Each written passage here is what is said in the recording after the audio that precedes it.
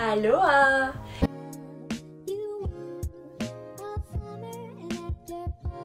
J'espère que vous allez tous très bien. Aujourd'hui, je suis trop contente de vous retrouver pour une nouvelle vidéo pour préparer l'été et donc vous donner mes meilleures lectures pour cet été. Est-ce que, parce qu'il a fait beau pendant 24 heures, je suis dans un mood été? Oui.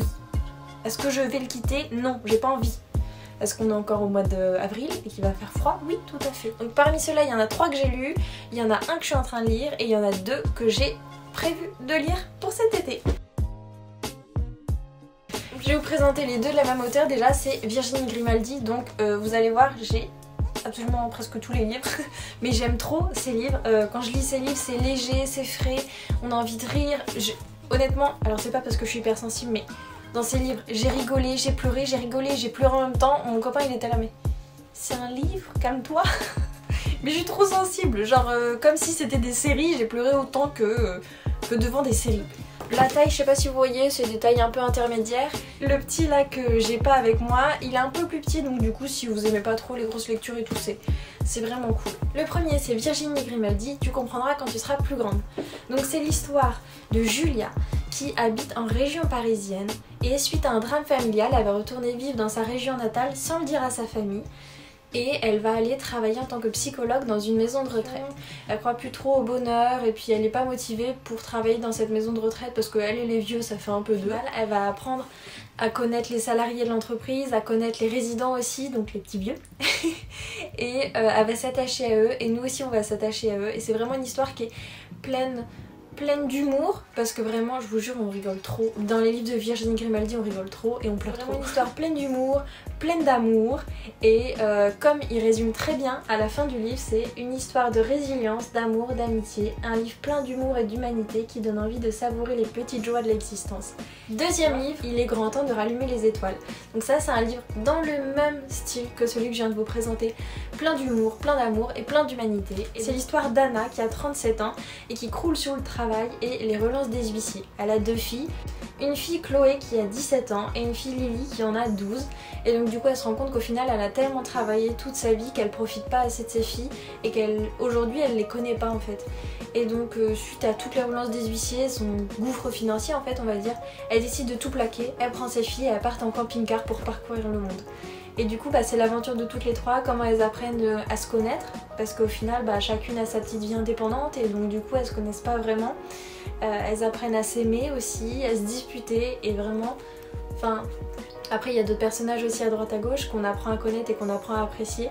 Mais du coup c'est une très belle histoire d'aventure humaine et pareil avec les mêmes moralités que le livre d'avant sur la joie de vivre, qu'il faut profiter à fond etc.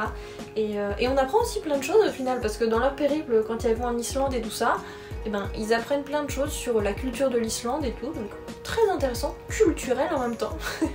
Et le dernier, donc je l'ai pas avec moi mais je le mets ici parce que je l'ai prêté à ma maman et donc je vous lis l'histoire. Donc c'est Janine, 80 ans passés, à la mémoire qui s'effiloche. Les jours sont comptés avant que ses souvenirs plient bagages. Alors Janine fait des listes, toutes sortes de listes. Et surtout, elle consigne dans un carnet ce qu'elle n'a jamais osé raconter, l'histoire d'un secret, d'une rencontre et d'un mensonge.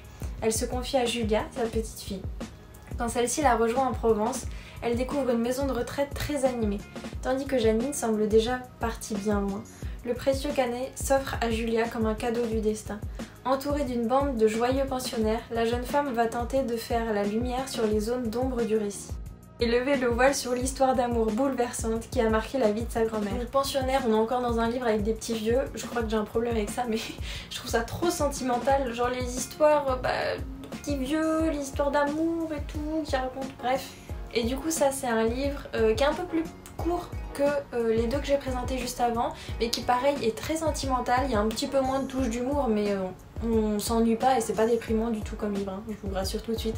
C'est juste un peu plus sentimental, du coup un peu plus à l'autre rose, sur des histoires d'amour etc. Mais passons maintenant au livre que je suis en train de lire actuellement, donc je peux vous dire un peu ce que j'en pense maintenant, mais pas ce que j'en pense pour la suite. C'est toujours Virginie Grimaldi, je crois qu'on m'a offert une série entière, donc du coup faut que je les lise et j'adore les lire, qui est Quand nos souvenirs viendront danser. L'histoire. Par contre je suis en train de réaliser, c'est encore des petits vieux. je sais pas si c'est moi qui ai un problème avec les petits vieux ou si c'est les gens qui écrivent que des livres sur des petits vieux. Je sais pas. C'est l'histoire d'un couple et de leurs voisins. Donc en fait c'est toute une rue de personnes qui vivent depuis plus de 50 ans dans leur maison, ils ont à peu près tous le même âge et cette rue là va être rasée pour laisser place à des immeubles et donc du coup en fait c'est le gang des gens de la rue, donc le gang de petits vieux qui crée un groupe pour se rebeller contre le maire et pour éviter le projet de raser les maisons et donc du coup garder leur endroit où ils ont tous leurs souvenirs avec leurs enfants, etc., où ils ont toute leur vie en fait. Je sais pas trop encore le dénouement donc je peux pas vous le dire, j'ai vraiment commencé... je suis là. Ce qui est bien avec tous ces livres-là de Virginie Grimaldi, c'est que c'est des petits chapitres et l'été en vrai c'est pratique parce que t'emmènes ton livre un petit peu partout et du coup hop ton chapitre il dure 2 pages donc tu sais que tu vas pas être obligé de lire une douzaine de pages pour terminer ton chapitre et clôturer le livre donc c'est vrai que c'est bien pour lire un petit peu partout comme ça l'été c'est des livres très pratiques. Et concernant les 2 livres que je n'ai pas encore lus et que j'ai prévu de lire, c'est Les secrets de la communication. Donc comme vous le savez je travaille dans la communication et je voulais trouver un livre qui parle un peu de ce domaine là parce que c'est vrai que j'ai du mal à en trouver souvent et je me suis dit pourquoi pas. Et là ça parle de la programmation neurolinguistique. Utilisée en coaching et en thérapie, la programmation neurolinguistique offre des outils de connaissance de soi, de changement et d'influence à la fois originaux et stimulants.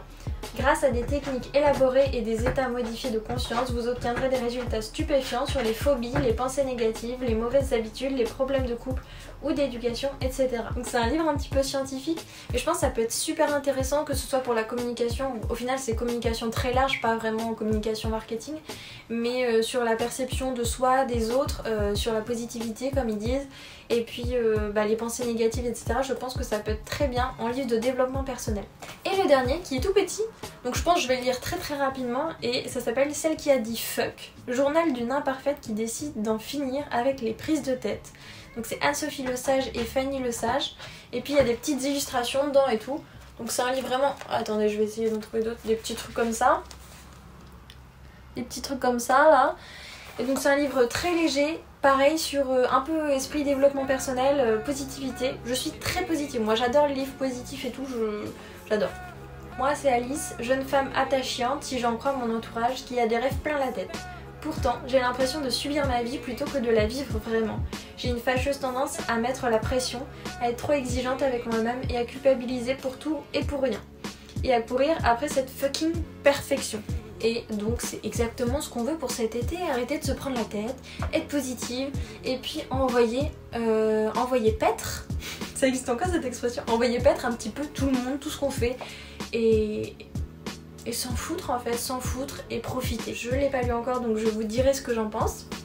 Mais c'est vraiment quelque chose qui se lit très vite et en plus comme il y a des petites illustrations et tout, ça a l'air trop sympa. Donc j'ai hâte de le lire en vrai. La vidéo est terminée, j'espère que ces 6 livres que je vous ai présentés vous auront plu parce que c'est des livres très positive attitude. On a envie de se faire plaisir, de laisser tomber la pression, d'oublier tous les tracas et vraiment d'être léger parce que l'été de toute façon on a envie de profiter un maximum et puis d'oublier le stress du quotidien, c'est les vacances, on oublie tout. Donc n'hésitez pas, surtout si vous avez déjà lu ces livres, me donnez vos avis aussi, ce que vous en avez pensé. Si vous aussi vous avez pleuré, dites-moi que je suis pas la seule à être trop sensible dans les livres et que je pleure. N'hésitez pas à commenter sur ce que vous avez aimé, ce que vous aimeriez lire et ce que vous me conseillez en fait tout simplement. Je vous fais des gros bisous, je vous dis à la semaine prochaine.